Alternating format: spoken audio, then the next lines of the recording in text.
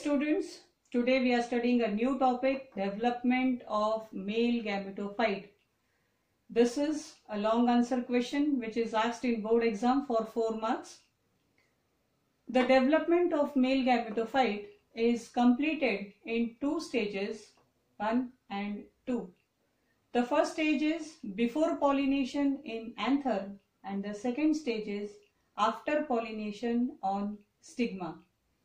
The most important thing that you have to remember is the development of male gametophyte takes place from pollen grain. This is the structure of pollen grain which we have already studied in our previous lecture. We'll take a short review of it. This is outer layer called as exine. This is inner layer called as intine. Together it is called as sporoderm. Intine encloses nucleus and cytoplasm, and this is germ pore.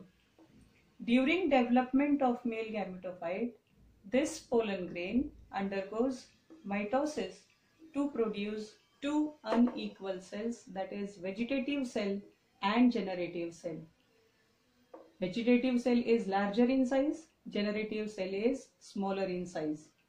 Vegetative cell, it is rich in food and shows irregular nucleus. Generative cell, it is thin walled and it almost floats in the vegetative cell. This stage of pollen grain, it is called as 2-celled stage of pollen grain. At this stage, pollination takes place. Now what is pollination? Pollination, it is a process in which pollen grains are transferred from mature anther to receptive stigma. This process of transferring pollen grains is called as pollination. After pollination, the pollen grains are now deposited on stigma. So when the pollen grains reaches stigma, the stigma secretes sugary substance, due to which the pollen grain swells in size and exerts or creates pressure on cytoplasm, due to which the intine of pollen grain, it comes out as pollen tube. This process is called as pollen germination. So pollen germination can be defined as a process in which the intine of pollen grain comes out as pollen tube through germ pore. After pollination, pollen tube is formed.